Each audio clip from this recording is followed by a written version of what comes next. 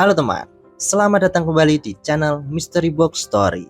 Kali ini saya akan membawakan sebuah cerita lagi. Kali ini cerita yang akan saya bawakan adalah tentang seorang pemuda yang bernama Joko. Ia hidup sederhana, bahkan bisa dibilang serba kekurangan. Namun, karena pengaruh dunia maya, ia memiliki ambisi besar untuk menjadi kaya dengan cara yang instan. Dan kisah ini adalah sebuah perjalanan penuh pelajaran. Bagaimana keinginan yang berlebihan tanpa dasar nyata bisa menjerumuskan seseorang ke dalam masalah yang lebih besar. Nah, tapi sebelum itu teman, sebelum kita masuk ke dalam ceritanya, buat kalian yang belum subscribe, silahkan subscribe dulu channel ini agar saya semakin semangat untuk ngebuat konten-konten buat kalian. Dan jika kalian merasa cerita di video ini bagus, silahkan share ke teman-teman kalian agar lebih banyak yang bisa menonton video dari cerita ini. Yuk.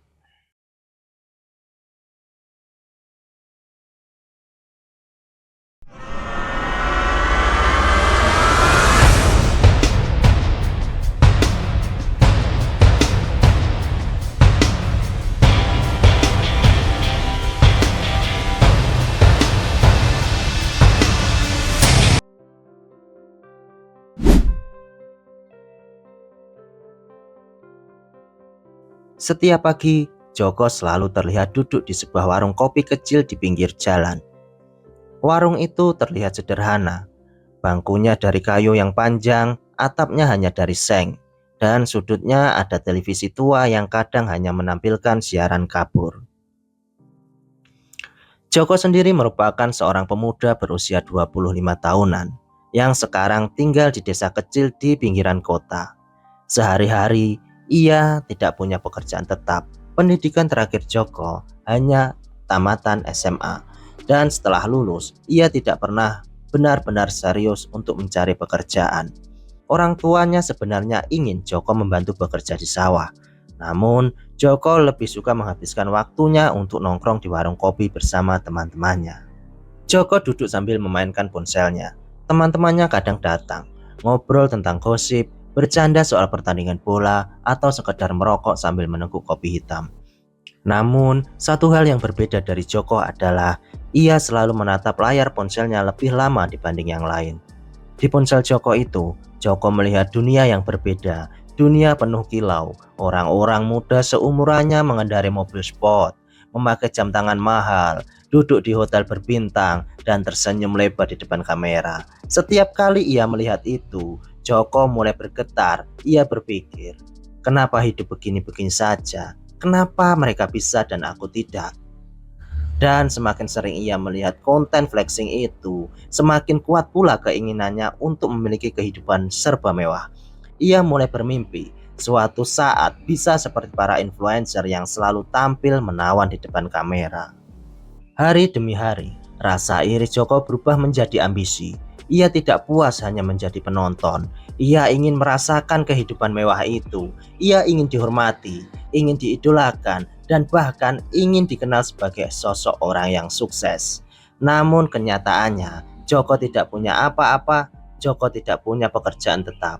Latar belakang pendidikannya pun biasa saja. Tabungan nyaris tidak ada. Tapi ada satu modal yang ia yakini.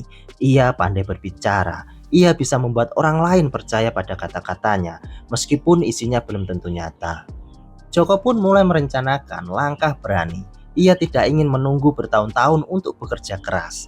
Ia ingin hasil cepat, seperti yang ia lihat di layar ponselnya.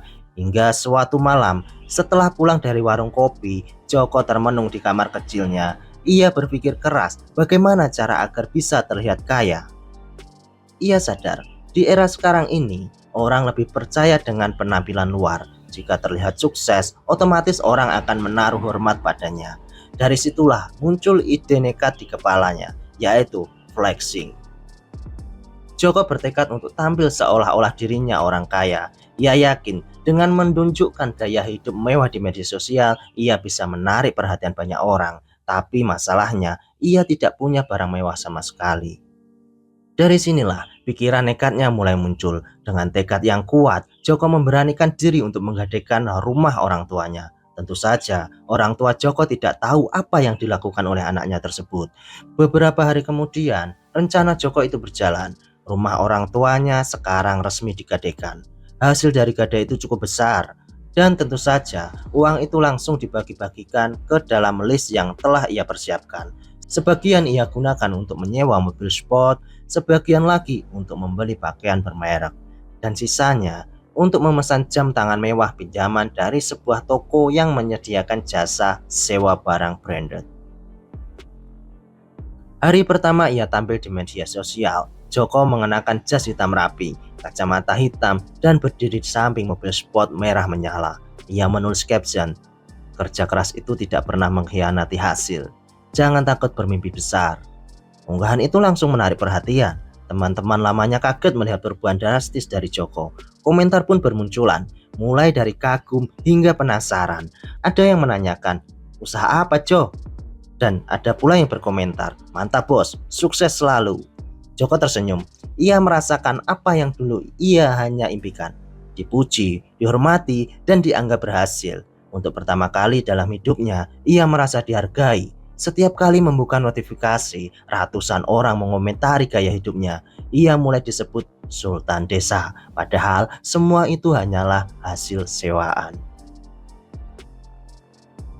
Hari demi hari, Joko semakin lihai. Ia mulai menyusun jadwal unggahan, memotret makanan mahal di restoran, merekam video singkat seolah-olah ia sedang menghadiri pertemuan bisnis, hingga membuat konten motivasi dengan kata-kata yang manis.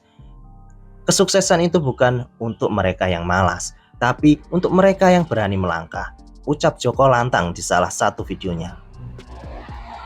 Jumlah pengikutnya meningkat drastis, dari ratusan menjadi ribuan, lalu puluhan ribu. Ia mulai dipanggil mentor oleh para pengikutnya. Bahkan ada yang mengirimi pesan pribadi meminta tips agar bisa sukses seperti dirinya. Melihat peluang besar tersebut, Joko tidak menyanyiakan kesempatan itu. Ia berusaha untuk lebih bisa meningkatkan pendapatan serta kepopulerannya, sehingga ia mendapatkan ide untuk menciptakan sebuah kelas bisnis online, yang mana ia menamai kelas bisnisnya tersebut Kunci Kekayaan Instan. Dan tentu saja kelas ini memiliki biaya pendaftaran yang cukup tinggi. Dengan modal Joko yang pandai berbicara dan diimbangi dengan kepopulerannya, tentu saja Joko dengan mudah menjalankan kelas bisnisnya tersebut.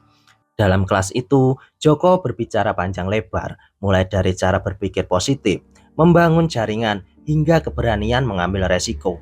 Padahal kita tahu, ia tidak punya usaha yang nyata. Usahanya hanya menjual ludah di kelasnya itu sendiri. Semua materi hanyalah rangkaian kata-kata motivasi bercampur teori umum yang ia ambil dari berbagai artikel. Namun, karena penampilannya yang meyakinkan dan gaya bicaranya yang penuh semangat, banyak orang terbuai. Meskipun biaya untuk daftar di kelas Joko ini sangat tinggi, namun pendaftaran kelas semakin hari semakin ramai. Bahkan ratusan orang mendaftar di kelas bisnis online Joko tersebut. Dan secara otomatis Joko mulai mengantungi keuntungan yang besar. Merasa dirinya semakin dipercaya, Joko mulai memainkan idenya lagi. Ia selalu memanfaatkan peluang yang ada di depannya, dan ia mulai naik tahap ke berikutnya. Kali ini ia menawarkan investasi kepada para muridnya dengan janji keuntungan yang berlipat ganda dalam waktu singkat. Kalau kalian percaya pada saya, percayalah juga pada sistem ini. Uang kalian akan bekerja untuk kalian. Jangan ragu, ini adalah kesempatan emas, katanya dalam sebuah siaran langsung. Banyak orang tergerak, ada juga yang menanamkan modal, ada yang menanamkan tabungan kecil. Ada pula yang berani menginvestasikan uang besar dan bahkan menyerahkan seluruh kekayaannya kepada Joko karena kepercayaannya. Tentu saja, awalnya semua berjalan lancar tanpa masalah apapun. Joko membayar keuntungan sesuai janji, tapi uang itu sebenarnya diambil dari modal peserta baru. Skema ini berjalan mulus, membuat semakin orang banyak yang tergoda dan ikut serta. Namun lambat laun, jumlah peserta baru tidak sebanyak dulu lagi. Inilah awal dari kejatuhan dari Joko. Secara perlahan mulai kesulitan membayar keuntungan yang ia janjikan. Berbagai keluhan bermunculan dan hal ini mengakibatkan beberapa orang mulai curiga. Hingga pada suatu hari, sebuah laporan masuk ke pihak berwajib. Joko yang awalnya tenang saja kali ini mulai panik. Investasi pun dilakukan, rekening Joko ditelusuri, dan semua rahasia akhirnya terbongkar. Investigasi pun dilakukan, rekening Joko ditelusuri, dan semua rahasia akhirnya terbongkar. Joko yang awalnya tidak punya usaha apapun, kali ini tidak bisa mengelak lagi. Semua aliran dana hanyalah putaran dari peserta lama ke peserta baru, dan inilah yang disebut investasi bodong. Polisi akhirnya menangkap Joko di rumah kontrakannya yang mewah. Semua barang hasil flexing disita, dari mobil sport, pakaian branded, bahkan jam tangan mewah palsu yang ia gunakan sebagai properti ikut diamankan sebagai barang bukti. Habislah sudah semua yang ada di depan Joko. Di ruang pengadilan, wajah Joko tampak pucat. Semua orang yang dulu mengaguminya kini menatap dengan marah. Mereka merasa tertipu, kehilangan uang, bahkan ada yang sampai bangkrut karena mempercayainya. Joko kini divonis penjara. Ia kini berada di balik jeruji besi. Apa yang ia bisa lakukan sekarang? Ia hanya bisa merenung sepanjang hari. Semua ambisi, semua kepalsuan, dan semua konten flexing itu ternyata hanya jalan singkat untuk menuju kehancurannya.